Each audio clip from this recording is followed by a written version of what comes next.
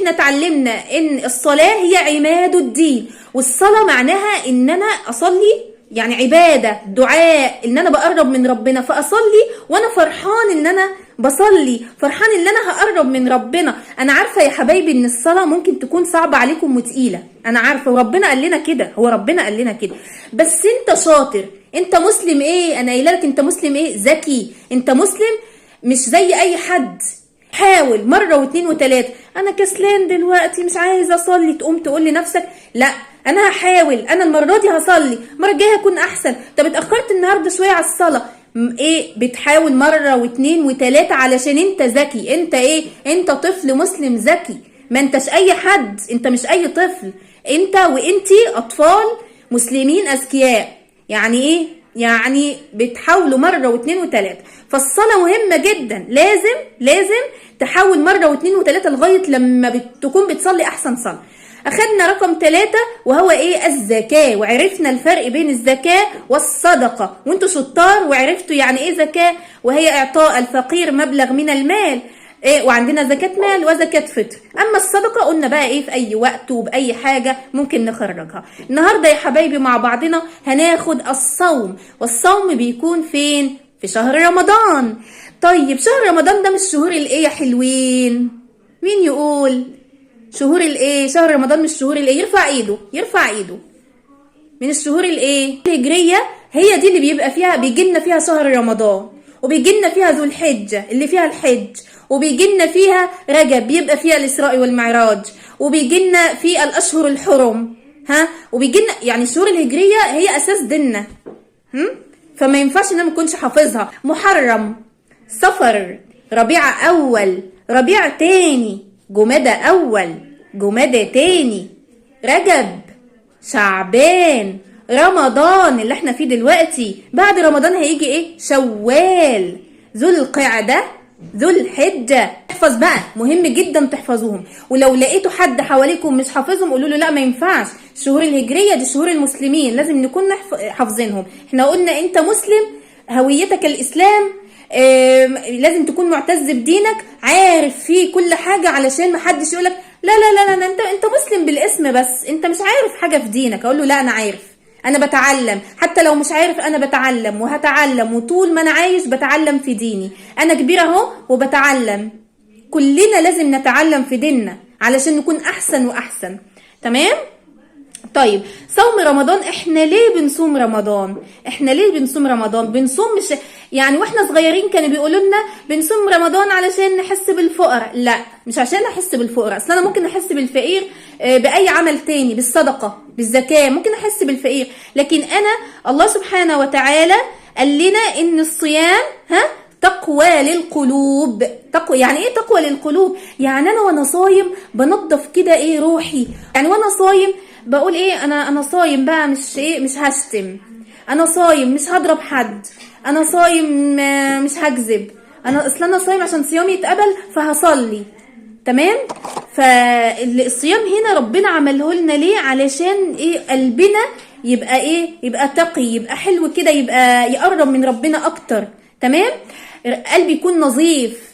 فالصيام هو تقوى للقلوب. لما اسألك تقول لي ربنا فرض علينا الصيام تقوى للقلوب، وايه كمان؟ عشان يغفر لنا الذنوب ويغفر لنا الذنوب. تقوى للقلوب ويغفر لنا الذنوب. انت لما بتصوم ذنوبك بتتغفر، ولما ذنوبك تتغفر بتاخد حسنات وترتفع في الجنة درجات، وان شاء الله تدخل الفردوس الاعلى. وكمان اللي بيموت وهو صايم بيدخل على طول الجنة على طول. فالصيام هو مش عشان احس بالفقراء. ما حد لو تسمع حد يقول لك كده عشان تحس بالفقراء اقول له لا، ربنا فرض الصيام علشان يغفر لنا الذنوب، تقوى للقلوب، عشان يرفعنا درجات في الجنة، عشان يضاعف لنا الحسنات. كل ده ايه؟ كل ده من فوائد الصيام. عشان كده ربنا فرض علينا الصيام. مين يا ولاد اللي مفروض عليه الصيام؟ اي حد كده يصوم؟ لا مش اي حد كده يصوم، لازم تكون ايه؟ مسلم بالغ عاقل. يعني ايه الكلام ده؟ مش فاهم. يعني لازم تكون مسلم، يعني ما ينفعش واحد مثلا مسيحي او يهودي يقول ايه انا هصوم رمضان، هو اصلا مش مسلم، مش فرض عليه، يدخل الاسلام الاول وبعد كده يبقى يصوم. بعد كده بالغ. يعني ايه بالغ؟ بالغ يعني السن اللي هو المناسب للصيام. طب مثلا انا طفل عندي 8 سنين ما صومش، لا صوم على قدرك، انت اصلا بتتعلم. عندي 10 سنين ما صومش، لا لو بتصوم طبعا، لكن بتاخد الثواب. لكن لو افرض يوم فطرت كنت تعبان ومش قادر، معلكش ذنب. ماشي؟ يعني انت مثلا عندك 10 سنين وصمت، صوم هتاخد الثواب كامل. افرض انت يوم ما قدرتش، رحت المدرسه عطشت جدا وتعبان، وماما قالت لك افطر يا حبيبي النهارده، افطري يا حبيبتي النهارده انت تعبان، تقول لا ربنا هيدخلني النار. لا مش هيدخلك النار، لان انت ايه؟ انت لسه طفل. فلو فطرت اليوم اللي انت تعبان فيه ده، بس تكون تعبان فعلا، معلكش ذنب ان شاء الله. طب افرض انت عندك 13 14 15 سنه اللي هو سن البلوغ، اللي انت كبرت، لا ما ينفعش، خلاص انت كده بالغ، فانت ايه؟ عليك الصيام فرض. طب ايه كمان؟ عاقل. ينفع البيبي الصغنون اللي عنده 2 سنين يصوم؟ ما ينفعش، هو اصلا لسه عقله لم يكتمل وصغنن قوي، اصلا ما فيش اي شرط ايه مناسب ليه. ينفع واحد يكون عقله ما عندوش عقل، اللي هو مجنون. نسمع بس يا حبايبي، ما حدش يتكلم وانا بتكلم، ما حدش يتكلم وانا بتكلم من فضلكم. ينفع واحد مجنون يصوم؟ لا ما ينفعش. ليه؟ لانه ممكن يجي في اي وقت، وياكل او يشرب، ما هو مش عارف، ما عندوش عقله ايه؟ مش موجود ان هو ينبهه. تمام؟ المفروض عليه الصيام هو المسلم البالغ العاقل، 3 هم: مسلم بالغ عاقل. طب بصوم من امتى لامتى؟ مدة الصيام بتاعتي بصوم من الفجر، من صلاة الفجر الى صلاة المغرب. برافو، من صلاة الفجر الى صلاة المغرب، دي مدة الصيام. طيب من جوايا كده برضو، احنا قلنا النية محلها ايه؟ القلب. جوايا كده بقى ايه؟ من جوايا كده بقى انا ان شاء الله انا هصوم شهر رمضان كله ان شاء الله، من جوايا كده. فالنية دي مهمة جدا، النية في الصلاة وفي اي عمل مهمة جدا. من جوايا كده ان شاء الله انا هصوم. طيب الله بقى حاجة جميلة جدا، الدعوة بتاعة الصائم لا ترد. امتى؟ مين عارف لو دعيت والصايم كده ليه دعوة لا ترد؟ امتى للصائم دعوة لا ترد؟ عند فطره، يعني اول ما الاذان يأذن كده اصلا. ايوه قبل الوقت اللي هو اللي قبل المغرب. برافو عليك. هو بصوا اخر ساعه، هو انت الدعاء ان شاء الله في رمضان كله مستجاب، يعني طول اليوم ادعي، بس اخر ساعه قبل المغرب، اخر ساعه وقبل الفطار على طول بقى. ما تقعدش بقى انت بتفكر في الاكل وخلاص تجري على الاكل، لا، اخر ساعه دي وقبل الفطار على طول دعوتك ان شاء الله لا ترد.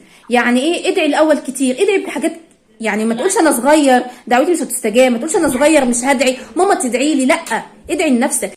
احنا عندنا كمان في الصيام ممكن في حاجات بتخلي الصيام بتاعنا ما ينفعش او يفسد الصيام، حاجات اسمها مفسدات الصيام.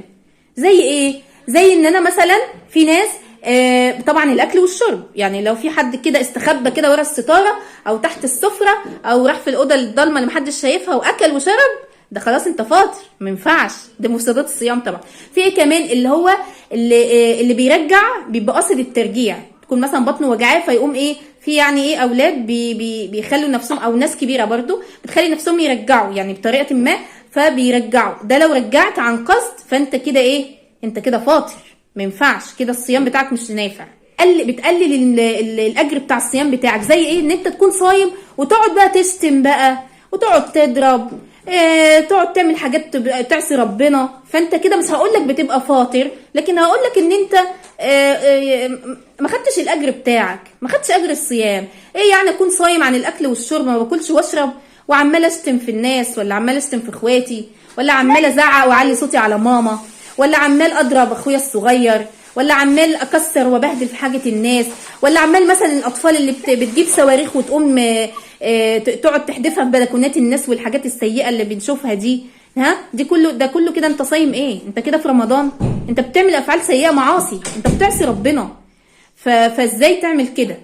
ما ينفعش تكون صايم وغير صايم، يعني في رمضان وغير رمضان. ما ينفعش ان انت تشتم، ولا دي افعال ما ترضيش ربنا، تشتم وتضرب وتعلي صوتك على ماما وتزعل منك بابا. طب شهر رمضان فيه ليلة جميلة جدا جدا جدا، اسمها ليلة ايه؟ ليلة القدر. ليلة القدر. وليلة القدر خير من 1000 شهر. برافو، خير من 1000 شهر. طب ال1000 شهر دول كام سنة يا حلوين؟ 83 سنة.